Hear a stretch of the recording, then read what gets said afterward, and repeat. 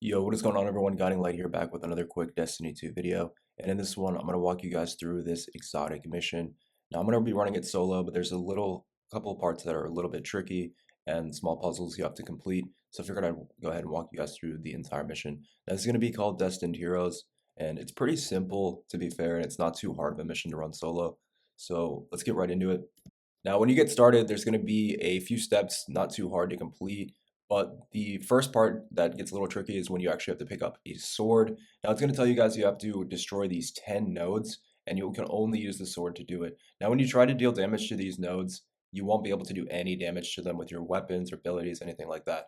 Instead, what you're going to want to do is go ahead and use this relic, and you will need to reflect damage from enemies onto these relics. Now, it's important to note the color of the relic because it's going to show you the element that you need in order to actually activate it.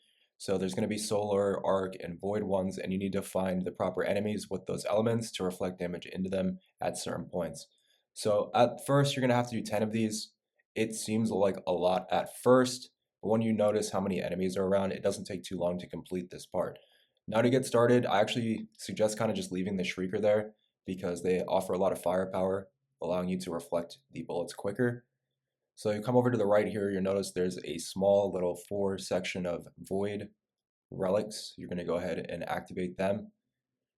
The best way to do this is just about blocking, and then in order to reflect the bullets at the relic, what you want to do is actually look at whichever relic you're trying to destroy, just look at it while blocking, and this will cause just about any bullets in all directions to sort of go wherever you're looking. So as you can see, I'm just going to rotate around now to the solar ones on the left, holding down the block and just simply looking at whichever relic I'm trying to damage. It reflects the damage straight to it, and we're able to clear this section out pretty quickly. Now, once you guys get to about 7 or 8, you're going to want to go across this little gap here. You're going to go over to the arc side now, get that one done. So overall, this was actually a pretty fun mission, but the next part was a little aggravating. If you don't know how to get it done, it can be a little annoying. So we're just going to wrap up this section here, and then we'll move on to the next part of the mission. So once you guys finish up the small arc section, it will then have you go further into the area in the back of this section. Now this is where things get a little tricky. You're going to be met with 3 more of these little elements you have to destroy.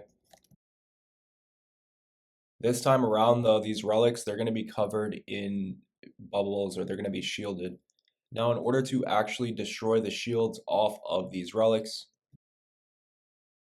just remember to keep track of the elements because you do have to do the right elements in order to destroy these relics sometimes. Now, after this, you'll be able to go on to the next section, and you'll have to do this one more time, but this time it'll be a lot easier. So just continue forward.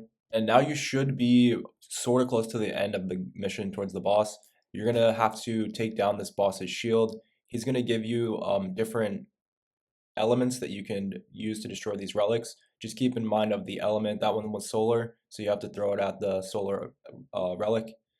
And that's pretty much it for this boss. You just destroy all the relics, take down his shield, and do damage. So it's not too tough after getting through the sword part. So you'll go through about 2 or 3 phases of this, just picking up these elemental orbs and throwing them at the relics that are presented until his shields come down and you deal damage. So that's pretty much it for this mission. I just wanted to make a quick walkthrough on how to get through the entire thing in case you're stuck or running solo and having a little bit of trouble. So hopefully this helps you guys out, and I will catch you guys in the next one. Peace.